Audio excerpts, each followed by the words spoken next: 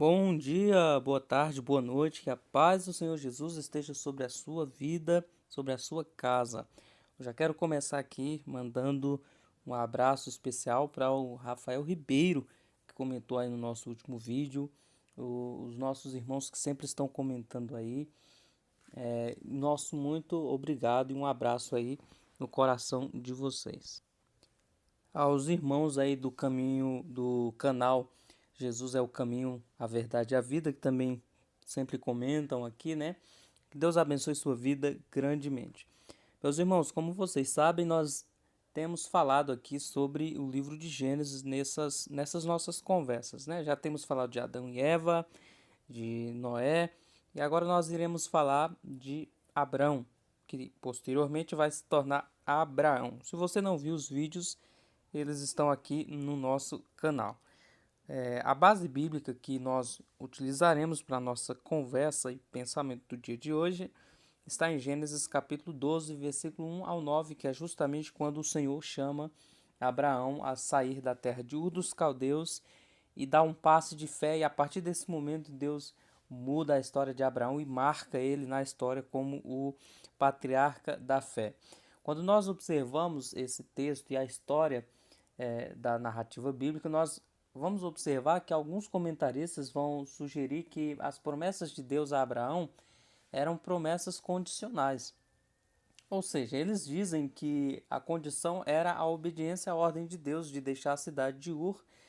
Afinal, se Abraão não tivesse partido, nenhuma das coisas que Deus prometeu poderia ter se concretizado. Daí então a condição, uma bênção condicional. Se Abraão sai, Deus cumpre a promessa. Se Abraão não sai, Deus não cumpriria a promessa. São a opinião de alguns dos comentaristas bíblicos. Essa opinião, no entanto, é um problema. Essa opinião, ela distorce tanto o texto bíblico quanto uma verdade vital a respeito da vida espiritual. Porque as promessas de Deus não se ativam pela nossa obediência, pelo contrário, é a nossa obediência que se ativa pelas promessas de Deus. Às vezes eu e você cometemos o engano de pensar que Deus como nós poderíamos imaginar aqui. Deixe-me dar um exemplo. É como se Deus, nós imaginamos Deus como se fosse uma instalação elétrica, né? Eu trabalho com elétrica, então a gente pode usar isso aqui como exemplo. É como se fosse uma instalação elétrica em nossas casas. Imagine que nesses fios elétricos que nós temos aqui em nossa casa há uma energia tremenda e somos você e eu que fazemos essa energia trabalhar para ligar a TV, para ligar a geladeira, para fazer os eletrodomésticos funcionarem. Então nós ativamos a energia, acionamos um interruptor de luz, ligamos um aparelho eletrônico ou pressionamos o botão de uma lavadora e etc, né? Só que o problema é que algumas pessoas pensam que Deus age dessa forma também. Ou seja, Deus é essa energia tremenda e alguns cristãos supõem que podem ligar e desligar essa energia como se eles pudessem fazer isso, né? Com o que eles fazem. Ou seja, a sua atitude move Deus, o seu posicionamento vai fazer com que Deus haja.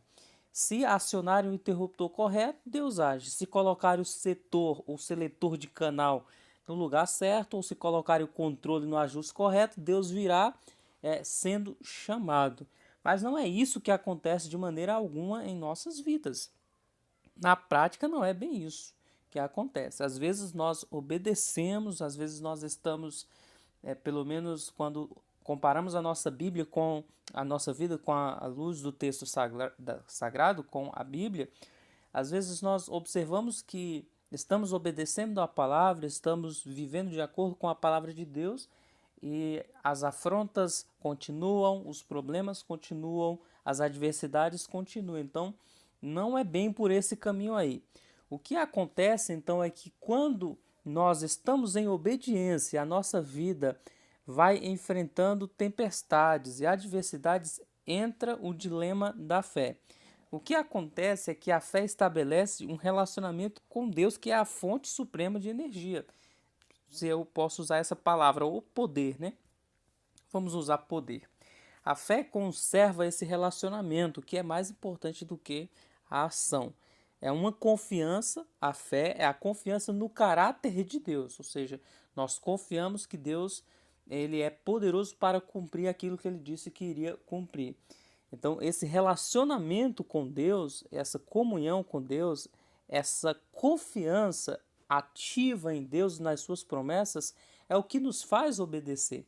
Nós não obedecemos para ter fé, mas porque temos fé, obedecemos.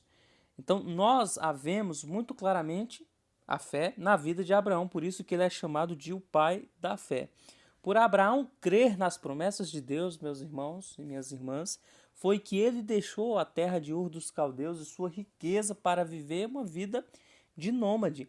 Imagine só Deus chegar a Abraão, e fala para ele deixar a sua terra, a sua parentela e ir para um lugar distante que Deus ainda haveria de lhe mostrar. Ou seja, Deus está fazendo um convite para que ele deixe a estabilidade de uma sociedade para que fosse viver uma vida nômade em uma terra nova. O problema é que essa terra era desconhecida até o momento. A promessa de Deus ativou a obediência de Abraão.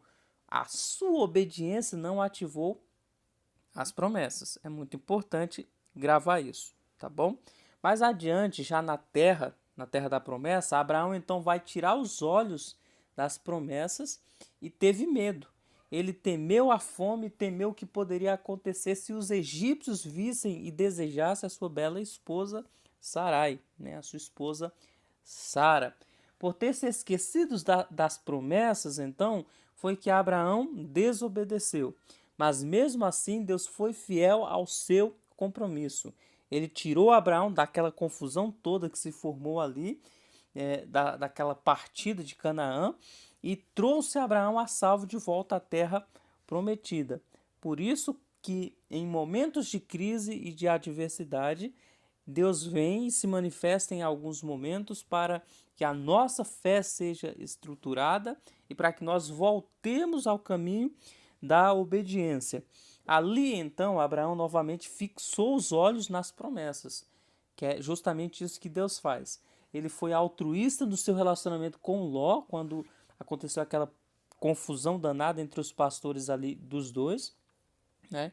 E isso aconteceu, esse momento de altruísmo de Abraão aí, de não se apegar à terra, aconteceu justamente porque ele acreditou que Deus lhe tinha concedido toda a terra. Então Abraão não estava apegado com as coisas da terra, mas com a promessa de Deus que era superior. Então, nesse momento ele foi leal, ele foi corajoso, porque acreditou na promessa de Deus de abençoá-lo independente de onde quer que ele estivesse. Ou seja, Abraão acreditava que a bênção estava nele e não no local onde ele estava.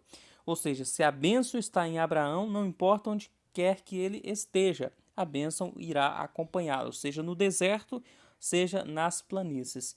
Então, com isso, ele nos demonstra humildade, porque sabia que com Deus ao seu lado ele não tinha que provar nada. Ele não desejou tomar riqueza oferecida pelo rei de Sodoma, depois que eles enfrentam uma guerra ali, quando ele desejava que todos vissem claramente que somente Deus era a origem dos bens que ele recebia. Abraão não queria que em momento algum, por exemplo, o rei de Sodoma pudesse dizer que Abraão era rico porque ele o havia abençoado. Abraão esperava então, nesse momento aqui, somente que nós Senhor. Já conversamos aqui um pouco sobre a história de Abraão. Nós podemos notar aqui que foi a promessa e a fé na promessa que libertou Abraão não somente para obedecer a Deus, mas também para se tornar um tipo de pessoa que todos nós admiramos como alguém altruísta, como nós falamos que não é apegado às coisas da terra, alguém que é leal e dependente da infidelidade daqueles que ele acolhe, no caso de Ló, corajoso, porque Abraão enfrentou exército para livrar o seu sobrinho Ló, humilde, porque quando os 3 viajantes, um deles era o Senhor, quando foi para destruir Sodoma e Gomorra, vai passando nos carvalhais de Manre. Abraão tinha muitos servos, mas o próprio Abraão vai até o Senhor, se inclina com o rosto em terra e o serve. Então isso demonstra humildade. Humildade não é você chegar dando ordem para todo mundo. Humildade é você saber que mesmo alguém honrado diante do Senhor, a honra não é do homem, é de Deus somente. E era uma pessoa sincera. Abraão era transparente, ele não ocultava os seus medos e os seus dilemas. Então, aqui nós podemos ainda pensar que deve ser assim também conosco, comigo e com você. Nós podemos continuar pensando que devemos fazer isso ou aquilo para merecer os benefícios de Deus. E de fato, eu não quero aqui ignorar a necessidade e o desejo de buscar agradar a Deus por meio da santificação. Não é isso. Não me interprete mal. O que eu quero dizer, no entanto, é que não é pelo fato de eu obedecer que eu obterei as bênçãos de Deus ou não. Tá certo? É basicamente isso. As bênçãos que nós recebemos de Deus não é porque merecemos. É graça. É a misericórdia de Deus. E aí nós nos perguntamos por que quando apertamos os botões corretos a energia não flui.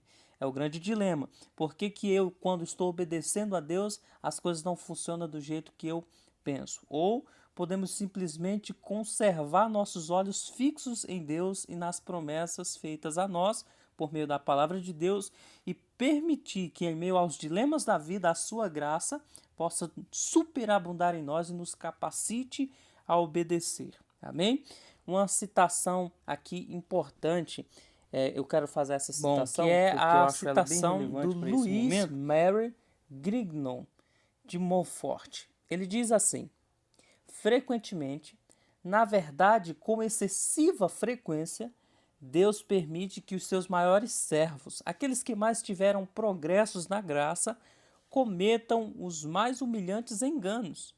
Isso os humilha aos seus próprios olhos e aos olhos de seus companheiros. Isso impede que eles vejam e se orgulhem da graça de Deus que lhe foi concedida, ou das boas obras que fazem, para que, como declara o Espírito Santo, nenhuma carne se glorie perante ele. Ou seja, nessa citação aqui, nós deduzimos que às vezes nos frustramos para que a humildade permaneça no nosso coração e para que nós não nos gloriamos em nada, não nos orgulhemos de nada, senão apenas na graça de Deus. Nessa história nós podemos notar que o Senhor, ele abençoou Abraão e Abraão teve a sua fé estabelecida. Diante de tudo isso, nós devemos fazer uma oração baseada num pedido. Um pedido que diz: Senhor, enquanto eu conservar o meu coração fixo em Ti e nas Tuas promessas a mim, faça de mim um tipo de indivíduo que foi como Abraão. Um indivíduo que anda não pela vista, mas pela fé.